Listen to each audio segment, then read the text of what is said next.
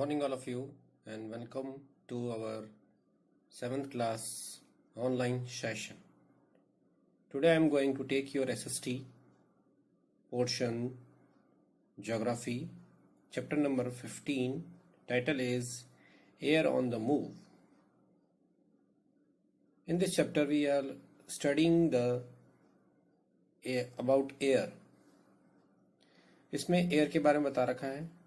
जैसे हमने एटमॉस्फेयर की डिफाइन पढ़ी थी कि surrounding layer of air, our earth is surrounded by the large layer of air called atmosphere. और उसके बाद में इन्होंने डिस्कस किया है कि हम साइंटिस्ट जो होते हैं वो बहुत इंटरेस्टेड थे इसमें, और इन्होंने एटमॉस्फेयर की स्टडी करी और इससे ये एनालिसिस किया इन्होंने कि जो एयर है वो मूवमेंट करती है हॉरिजॉन्टल और वर्टिकली, और एयर में वेट होता है और ये प्रेशर भी एग्जिस्ट करती है आपके। इन्होंने अपने एक्सपेरिमेंट से इसको प्रूव भी किया है। जैसे कि इन्होंने कहा कि सूखी पत्तियों को अगर जलाएंगे तो उससे धुआं निकलेगा और वो धुआं ऊपर उड़ेगा, इसका मतलब हवा चल रही है। तो ये सारे कुछ एक्सपेरिमेंट है जिससे आप पता कर सकते हैं कि एयर का मूवमेंट कहाँ पर हो रहा है। वेट के लिए उन्होंने एक फुटबॉल का एग्जांपल लिया है। खाली फुटबॉल जिसमें हवा नहीं है उसे आप वेट करिए, उसके बाद में हवा भरने के बाद में उसका वेट करिए तो उसका वेट बढ़ जाएगा। तो इससे आपको पता चलता है कि एयर में वेट होता है। इस पैराग्राफ में इन्होंने ये बताया कि जब एयर को टेम्परेचर मिलता है तो वो लाइट हो जाती है और वो अपवर्ड मूव करती है, यानी ऊपर की तरफ। इसीलिए कहते हैं कि जैसे जो बैलून होता है, जो उसकी एयर को हम हीट करते हैं तो गर्म हो जाती है, तो इसलिए बैलून ऊपर जाता है। और ऊपर जब ये एयर ठंडी हो जाती है, डेंस हो जाती है, तो ये नीचे की तरफ मूवमेंट करती है। तो ये हमारे अर्थ के लिए बहुत बेनिफिशियल है। नेक्स्ट टॉपिक है हमारा composition of air in the atmosphere.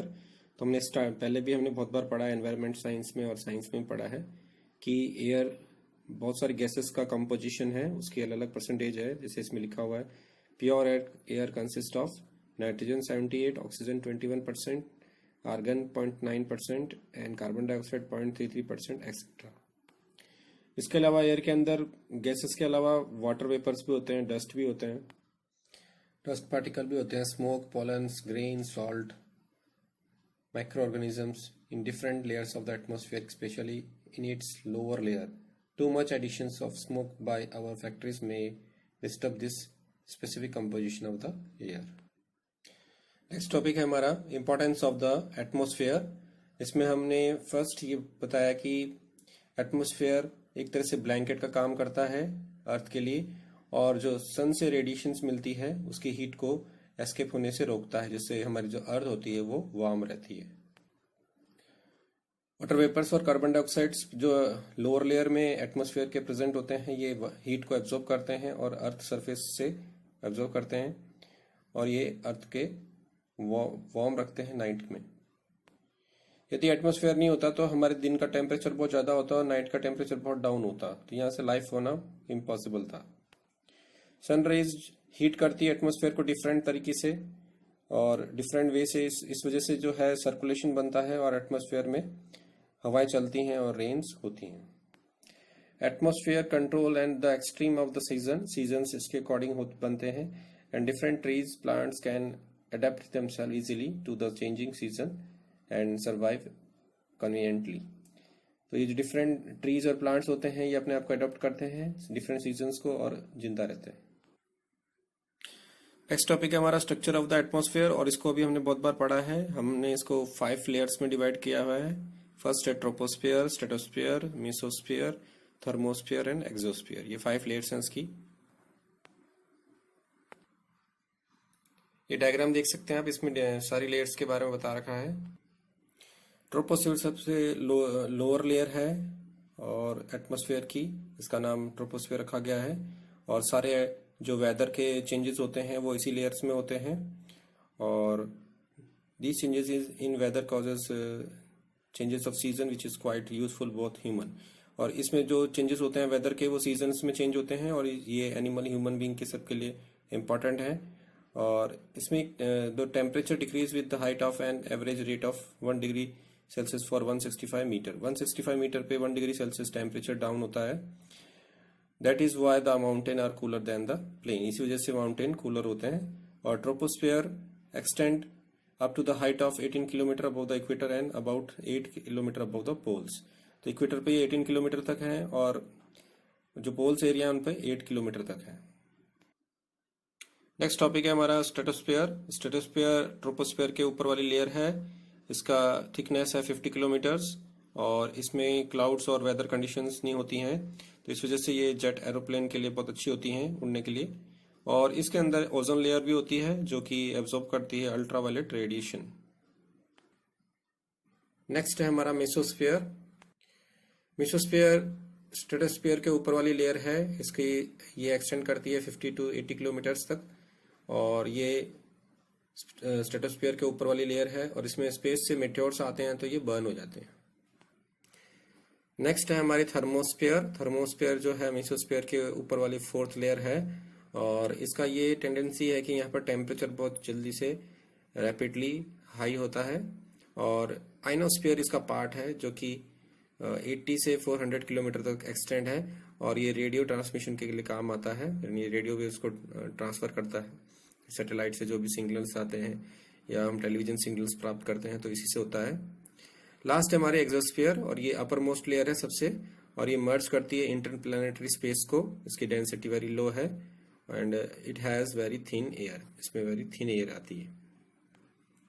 एक एंड्रियोड बैरोमीटर है जो कि एयर के प्रेशर को नापता है। नेक्स्ट टॉपिक है हमारा एयर प्रेशर और एटमॉस्फेरिक प्रेशर। इसमें बता रखा है कि 1600 किलोमीटर तक हमारा जो सरफेस अर्थ है वो एटमॉस्फेयर का फैला हुआ है उसमें, और this waste area is filled with air. ये सारा जो एरिया है एयर से भरा हुआ है और इसमें बहुत सारा वेट होता है और weight of the air column over a square centimetre is about 1 kilometre. जो एयर का वेट है एक कॉलम में उस स्क्वायर सेंटीमीटर पर ये 1 किलोग्राम होता है और इसलिए यहाँ पर डिफाइन दे रखा है कि as air has weight to exert pressure on the earth surface this is known as atmospheric pressure. यानी एयर के थ्रू जो वेट हमारे अर्थ पर एक्सेस्ट किया जाता है वो एटमॉस्फेरिक प्रेशर कहलाता है और ये सब जगह बराबर होता है, इसलिए हमें ये महसूस नहीं होता। इसको हम बैरोमीटर से नापते हैं। एटमॉस्फेरिक प्रेशर जो होता है वो डिपेंड करता है एल्टीट्यूड पे, टेम्परेचर पे और amount of water vapour in the air. Normally बता रहे हैं कि जो हमारा जो सी लेवल पे है ये 76 सेंटीमीटर होता है, लेकिन ये डिक्रीज हो जाता है rate of 1 centimeter for every 110 meters of the ascent. और when the temperature of the place rise air expand होती है और इससे एयर प्रेशर कम होता है और पोल्स एरिया पे जो हमारी जो एयर होती है वो डेंस हो जाती है, इस वजह से वहाँ पर प्रेशर ज़्यादा होता है। जैसा इन्होंने एग्जाम्पल भी दिया है कि इक्वेटर पे लो प्रेशर होता है और पोल्स पे हाई होता है। इसमें एटमॉस्फेरिक प्रेशर मैक्सिमम बताया गया सी लेवल पर और ये डिक्रीज होता है हाइट और एल्टीट्यूड के हिसाब से। और this is the because of air greater height at air is thinner. जैसे जैसे हाइट पे जाएंगे तो एयर थिनर हो जाती है और लेस डेंस हो जाती है और ये सी लेवल के कंपैरेटिव में the column of air at the sea level is the highest. जो कॉलम ऑफ लेवल होता है वो सी लेवल पे ज़्यादा होता है और decrease as we go higher, जैसे जैसे ऊपर जाएंगे तो ये कम होगा। नेक्स्ट हम पढ़ रहे हैं permanent pressure belt of the world. Next topic है हमारा permanent pressure belt of the world. तो इसका ये कह रहे हैं कि इसका रिलेशनशिप होता है टेम्परेचर और एटमॉस्फेरिक प्रेशर से और ये हर जगह यूनिफॉर्म नहीं है, बराबर नहीं है और region to region, place to place ये डिफरेंट है और कुछ पार्ट में ये हाई प्रेशर होता है और कुछ पार्ट में ये लो प्रेशर होता है। और नाउ लेट अस नो इनके बारे में पढ़ते हैं हम। फर्स्ट है हमारा इक्वेटोरियल लो प्रेशर बेल्ट और द डोल्ड्रम। ये 5 डिग्री इक्वेटर के नॉर्थ और साउथ में मिलती है और इस पे लो प्रेशर होता है क्योंकि यहाँ पर हमको टेम्परेचर काफ़ी पूरे साल भर हाई मिलता है, इस वजह से एयर एक्सपेंड होती है तो लो प्रेशर बेल्ट बनती है। इसका नाम इन्होंने डोल्ड्रम रखा है। नेक्स्ट टॉपिक है हमारा सब ट्रॉपिकल हाई प्रेशर बेल्ट। ये बता रहे हैं कि 30 डिग्री से 35 डिग्री नॉर्थ और साउथ होता है इक्वेटर के और जैसे ही एयर ऊपर चलती है इक्वेटर से एक्सपेंड होती है और पोल्स एरिया की तरफ चलती है तो ठंडी हो जाती है और it however cools down and sink at about 30 degree north and 30 degree south latitude. तो ये ऊपर जाके 30 डिग्री नॉर्थ और 30 डिग्री साउथ में सिंक मतलब हाई प्रेशर बेल्ट बनाती है और इस हाई प्रेशर बेल्ट को हम हॉर्स लैटिट्यूड से भी जानते हैं। नेक्स्ट टॉपिक है हमारा सब पोलर लो प्रेशर बेल्ट। ये जो है विसिनिटी है 60 डिग्री से 65 डिग्री नॉर्थ और साउथ लेटीट्यूड। और ये रोटेशन की वजह से होता है, अर्थ के रोटेशन की वजह से होता है ऐसा। They are causes by the air moving from the high pressure polar area and air coming from the sub tropical high pressure area which meet at 60 degree north and 60 degree south latitude. तो ऐसा इसमें बताया गया कि जो polar area से जो high pressure आता है और जो सब ट्रॉपिकल हाई प्रेशर एरियाज से हवाएं चलती हैं, ये आपस में मिलती हैं। As a result the air rises causes a low pressure belt in this region. यहाँ से जो एयर चलती हैं वो इस वजह से लो प्रेशर एरिया यहाँ पर डेवलप होता है। नेक्स्ट टॉपिक है हमारा the polar high pressure belt. ये आपके पोल के पास में मिलती हैं, नॉर्थ पोल और साउथ पोल आपने पढ़ा है पहले भी। The air at the poles is very cold, dense and heavy. Poles के पास में आपने देखा है कि जो एयर होती है वो कोल्ड होती है, डेंस होती है, हैवी होती है। और इसी सर्कमस्टांसेस के कारण से हैवी एयर एक्युमुलेट होती है और प्रोड्यूस होती है हाई प्रेशर बेल्ट पोल्स पे। लेकिन ये चीज़ याद रखनी है कि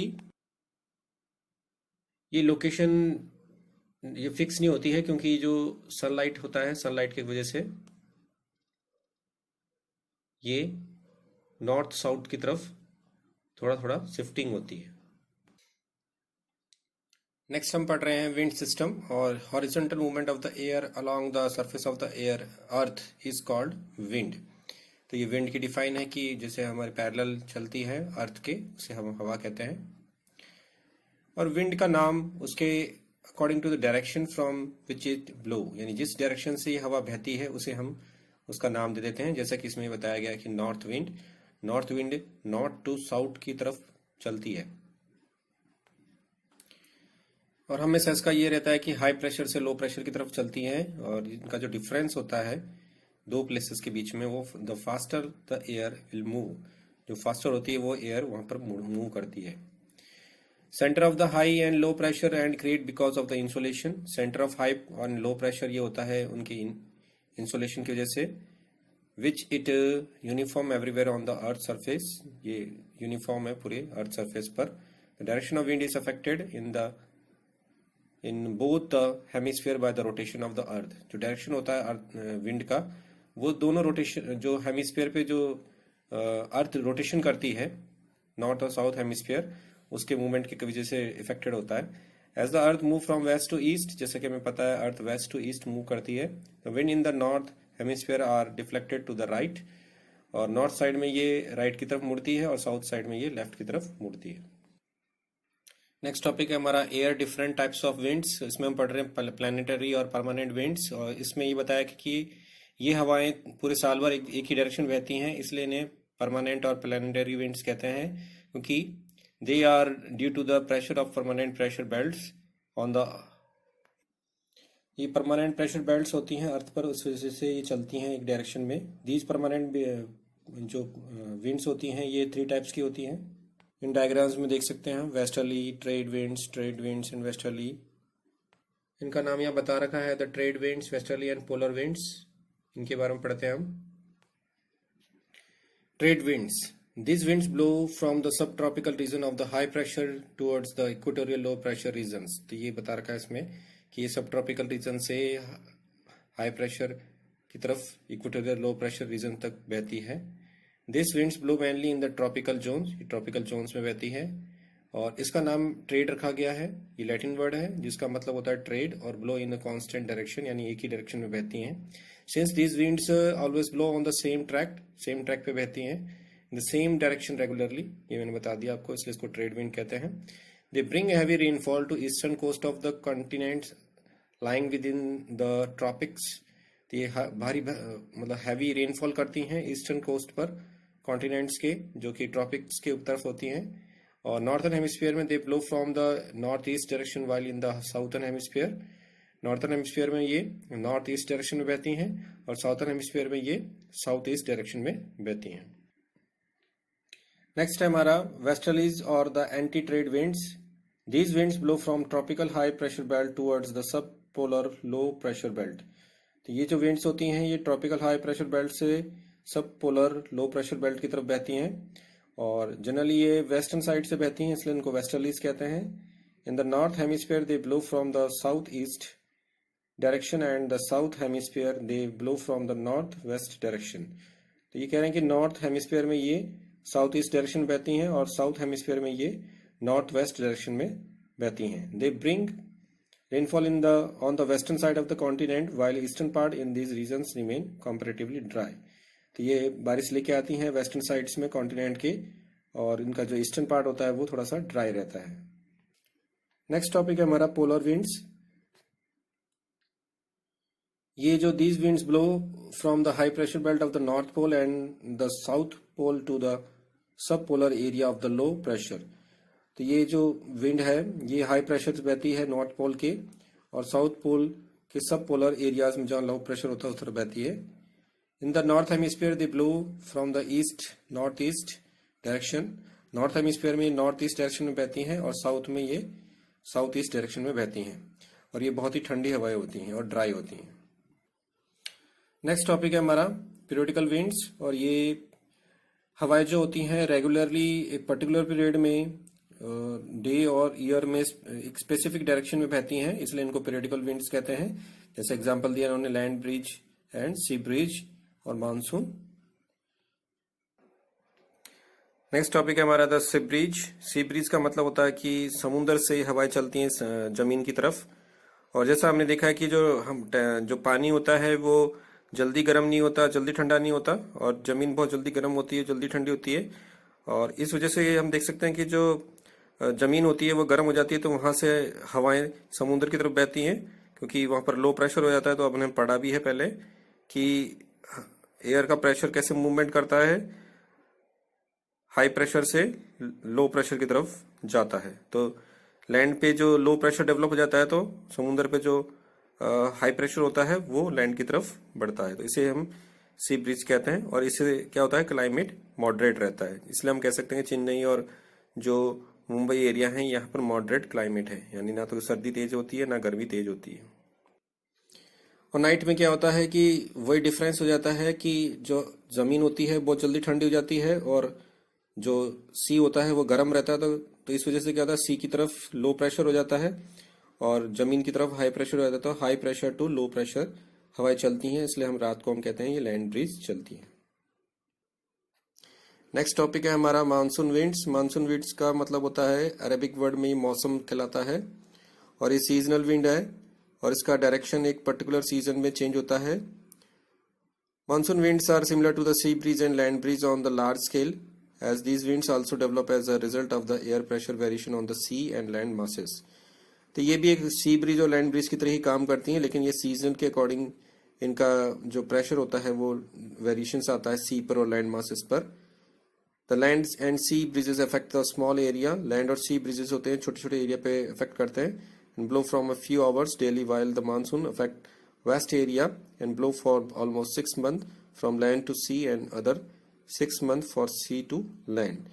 तो ये जो होते हैं इन्होंने बता दिया कि जो लैंड ब्रिज और सी ब्रिज होते हैं छोटे आवर्स के लिए होते हैं, फ्यू आवर्स के लिए होते हैं और रेगुलरली भी होते हैं, और जो मानसून विंड्स होते हैं वो 6 month का गैप रहता है इनमें। तो 6 month ये चलते हैं फ्रॉम लैंड टू सी और अदर 6 months चलते हैं सी टू लैंड। 10 monsoon winds. ये सी ब्रीज और लैंड ब्रीज के बारे में डायग्राम है। ये वेरिएबल्स विंड्स के बारे में बता रखा है, देख सकते हैं आप। साइक्लोन्स बन रहा है इसमें, एंटी साइक्लोन और साइक्लोन, क्लॉकवाइज और एंटी क्लॉकवाइज। ये देखिए लो प्रेशर और हाई प्रेशर के बारे में बता रखा है, कैसे समर में मानसून विंड चल रही हैं, और ये नीचे विंटर विंड कैसे चल रही है विंटर मानसून में। मानसून विंड्स को 2 टाइप्स का बता रखा है, summer monsoon and winter monsoon. तो summer monsoon blow from sea to land. Summer monsoon में सी टू लैंड हवाएं चलती हैं, और विंटर मानसून में land to sea. These monsoon occur mainly in the tropical regions, particularly in Southeast Asia and Australia and New Zealand, etc. तो ये जो monsoon होता है ये ट्रॉपिकल रीजन्स में चलता है, जैसे कि साउथ ईस्ट एशिया से ऑस्ट्रेलिया और न्यूजीलैंड एक्सेट्रा। इन्हीं हवाओं से इंडिया में बारिश होती है, इसलिए हम कहते हैं हमारी जो इकोनॉमी है वो मानसून टाइप है। नेक्स्ट टॉपिक हम पढ़ रहे हैं वेरिएबल विंड्स। नेक्स्ट जो है वेरिएबल विंड्स, और ये इनका जो होता है ये रेगुलर नहीं होती हैं ये विंड्स, और ये शॉर्ट ड्यूरेशंस के लिए चलती हैं, इसलिए इनको वेरिएबल विंड्स कहते हैं, और ये हमेशा अपने डायरेक्शन चेंज करती रहती हैं। और ये लो से हाई प्रेशर की तरफ चलती हैं। सिस्टम कॉजेस वेरिएबल विंड्स, इस वजह से ये वेरिएबल विंड्स होता है। जैसे इसमें एग्जांपल दे रखा है साइक्लोन और एंटी साइक्लोन, ये वेरिएबल विंड्स के एग्जांपल है। नेक्स्ट है हमारा cyclone. Cyclone represent area in which the low pressure is develop at the centre. Low pressure centre में होता है और हाई प्रेशर बाहर होता है। Consequently, the winds begin to blow from outside to inside in anti-clockwise direction in the north hemisphere, in the clockwise direction in the southern hemisphere. तो ये जैसे कि हवाएं अंदर की तरफ जाती हैं, एंटी क्लॉकवाइज होती हैं नॉर्थ हेमिस्फीयर में और क्लॉकवाइज होती हैं साउथ हेमिस्फीयर में। They cyclones often bringing thundering clouds and rain. तो साइक्लोन ज्यादातर बहुत तेज बारिश लेके आते हैं। They causes loss of life and property, इससे लाइफ की और प्रॉपर्टी काफी लॉस होता है। नेक्स्ट है एंटी साइक्लोन। और एंटी साइक्लोन में बता रखा है कि जो हाई प्रेशर होता है वो सेंटर में होता है और लो प्रेशर बाहर होता है। Consequently wind begin to blow from inside to outside, इसीलिए जो विंड्स होती हैं अंदर से बाहर की तरफ चलती हैं। क्लॉकवाइज डायरेक्शन में ये नॉर्थ हेमिस्फीयर में और एंटी क्लॉकवाइज डायरेक्शन में ये साउथ हेमिस्फीयर में। और इस वजह से क्या होता है, जो बारिश नहीं होती है और स्काई क्लीन होता है, क्लियर होता है, वेदर अच्छा होता है। नेक्स्ट टॉपिक है हमारा लोकल विंड। और wind which develop as a result of local differences in temperature and pressure are known as local wind. तो जो लोकल एरियाज में टेम्परेचर और प्रेशर के डिफरेंसेस से पैदा होती हैं हवाएं, उन्हें हम लोकल विंड्स कहते हैं। They blow over small areas for a short period of time and restricted to the lowest level of the troposphere. ये कुछ शॉर्ट पीरियड ऑफ टाइम में एक पर्टिकुलर एरियाज में चलती हैं और लोएस्ट लेवल में चलती हैं ट्रोपोस्फियर के। Most of them are seasonal and have local names. कुछ सीजनल होती हैं और उनका कुछ लोकल नेम भी होता है। दे मे बी कोल्ड और वार्म, ये ठंडी भी हो सकती हैं, गर्म भी हो सकती हैं। They affect the local weather, और ये लोकल वेदर को अफेक्ट करती हैं। In winter sometimes certain areas close to high lands experience a dry wind called katabatic or moving down winds. Winter में कुछ एरियाज में क्लोज होते हैं हाई लैंड्स की तरफ और ये एक्सपीरियंस करते हैं ड्राई विंड्स को, ये कैटाबैटिक कहलाता है। मूविंग डाउन विंड्स, ये मूविंग डाउन विंड्स भी होती है। And this winds move down the highland, its temperature and pressure increase and the people in the plain feel the impact of the dry air. और ये जब हवाएं चलती हैं हाईलैंड्स की, टेम्परेचर और प्रेशर इंक्रीज होता है, तो ये क्या होती है, यहाँ पर प्लेन फील करते हैं और इनमें ड्राई एयर फील करते हैं, इसका ड्राई एयर इम्पैक्ट होता है। Mistral in the France is such katabatic winds. Mistral जो हवाएं हैं फ्रांस में कैटाबैटिक विंड्स हैं। It blow from the Alps over France toward the Mediterranean sea. ये चलती हैं एल्प्स से फ्रांस में और मेडिटेरियन सी की तरफ चलती हैं। और very hot and dry wind sometime blow in the plain of northern India. और ये बहुत ही गर्म और सूखी हवाएं चलती हैं ये नॉर्थर्न प्लेन में इंडिया में। मंथ ऑफ मई जून इसको कहते हैं हम लू, और ये सन स्ट्रोक भी कहलाता है। कई बार आप गर्मी में देखते हैं हमें गर्मी लगी है, लू लगी है। लास्ट टॉपिक है हमारा case study of cyclone 1999 Odisha super cyclone. ये 29 अक्टूबर 1999 में आया था और इसने काफी नुकसान पहुंचाया था, बहुत नुकसान पहुंचाया था पूरे उड़ीसा में। तो ये साइक्लोन से हमें बचने के लिए कुछ हमें मेथड अपनाने पड़ेंगे। तो यहाँ पर कुछ मेथड दे रखे हैं। जैसे जो भी सी साइड के आसपास रहते हैं, कोस्टल एरियाज में रहते हैं, उन्हें वार्निंग दे दिया जाए जब भी साइक्लोन आए तो वो वहां से दूर हट जाएं। और जो कोस्टल एरियाज जहां पर भी साइक्लोन्स आते हैं वहां से जो भी हम ह्यूमन सेटलमेंट है उसको दूर रखें। हम अपना मकान जो भी है दूर बनाएं। टीवी पे रेगुलर इसका ब्रॉडकास्टिंग होना चाहिए, वेदर फोरकास्ट। मकान का जो स्ट्रक्चर होता है वो काफ़ी स्ट्रांग बनाना चाहिए ताकि वो इन जो साइक्लोन्स आते हैं उनसे हम बच सकें। और शेल्टर बेल्ट्स लगानी चाहिए, यानी बड़े बड़े पेड्स लगाने चाहिए, ट्रीज लगानी चाहिए। परमानेंट प्रॉपर अरेंजमेंट करना चाहिए। साइक्लोन से आने से पहले ही हमें अपनी तैयारी कर लेनी चाहिए। हमारे पास में जो नेसेसरी चीज़ें हैं उन्हें संभाल के रख लेना चाहिए। ड्राई फ्रूट्स रख लेने चाहिए ताकि हम लंबे समय तक सरवाइव कर सकें और कम से कम लोड रखें अपने पास में। और जैसे ही साइक्लोन का अनाउंसमेंट हो जाए तो हमें सिसोर साइड में नहीं जाना चाहिए। शेल्टर बेल्ट्स लगाई जानी चाहिए, मैं पहले बता चुका हूँ, उससे उसका प्रेशर कम हो जाता है और हमें हाई लेवल एरिया की तरफ बढ़ना चाहिए ताकि हम उससे बच सकें।